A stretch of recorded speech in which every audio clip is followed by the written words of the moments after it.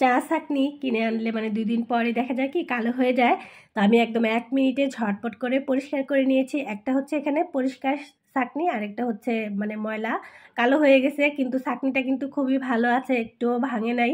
তো আমি আবার এটা ফেলে দিতে নিয়েছিলাম, তো আমি আবার কি করলাম যে ফেলে না দিয়ে এটা পরিষ্কার করি। তো এই ভালো ছাঁকনিটা হচ্ছে মানে যেটা পরিষ্কার ছাঁকনি সেটা 1 সপ্তাহ হলো কিনে নিয়ে আসছি।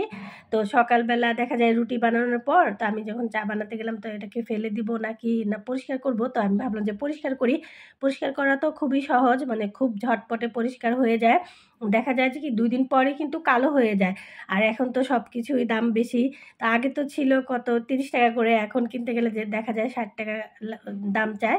তো আমি এটাকে আগুনে জ্বলছে ভালো করে এখন মানে পরিষ্কার করে নিব। তো একদম মানে আমাদের এখানে না আমাদের এরিয়াতে চুলাতে গ্যাস থাকে না। তখন 8টা বাজে। দেখা যায় যে 7টা-8টার দিকে নাস্তাটা রেডি করে না রাখলে আমরা আর মানে নাস্তা খেতেই পারি না। 4টা একদম 4টা বাজে, তারপর মানে এখন একটু বেশি গ্যাস চলে যায় যে এই এরিয়াতে, আমাদের এই ফার্ম গেট এরিয়াতে একদমই গ্যাস থাকে না। সেই 3:30-4টার পর আসে, তখন দেখা যায় যে আমি তো রাতে রান্না করে রাখি, তখন দেখা যায় যা থাকে ওই টুকটাক গরম করে রান্না করি। মানে লাল চাও বানায় খাওয়ানো যায় না, মানে এমন একটা বাজে অবস্থা। শীত আসলেই এরকম আরও বেশি হয়।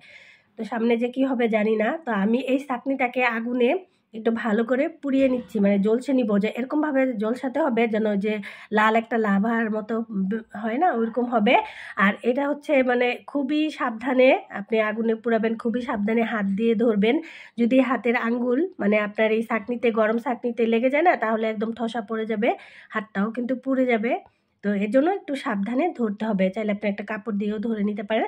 তো এরকম লাল একদম লাভার মতো উঠলে তখন আপনি একটা ছুরি বা একটা চামচের সাহায্যে এরকম একটু বাড়ি দিলেই কিন্তু একটু মানে যে আপনার যে কালো কালোগুলো না একদম ঝরে একদম পড়ে যায়, ময়লাগুলো পড়ে যায়, একদম মানে পরিষ্কার একদম নতুন ছাঁকনির মতো হয়ে যায়।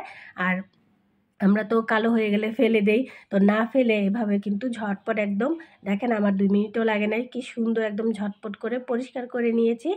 আর এটা আমি একটু ভালো করে আরেকটু ভালো করে পুড়িয়ে তারপরে হচ্ছে আর এই যে এটা হচ্ছে নতুন ছাঁকনি আর একটু ভালো করে করে নিলাম।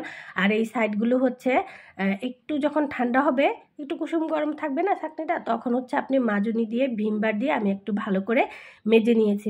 একদম মানে পরিষ্কার হয়ে গেছে, দেখেন সব ময়লাগুলো কিন্তু ঝরে পড়ে গেছে। আর ছাঁকনিটাও একদম নতুন হয়ে গেছে। সবাই হয়তো জানেন, যারা জানেন না তারা হয়তো দেখলে এভাবে পরিষ্কার করে নিতে পারবেন একদম ঝটপট, মানে 2 মিনিটও সময় লাগে না। দেখেন একদম নতুনের মতো হয়ে গেছে। আর আমার ভিডিওটা কেমন হয়েছে অবশ্যই কিন্তু জানাবেন। ভালো থাকবেন। আসসালামু আলাইকুম। আল্লাহ হাফেজ।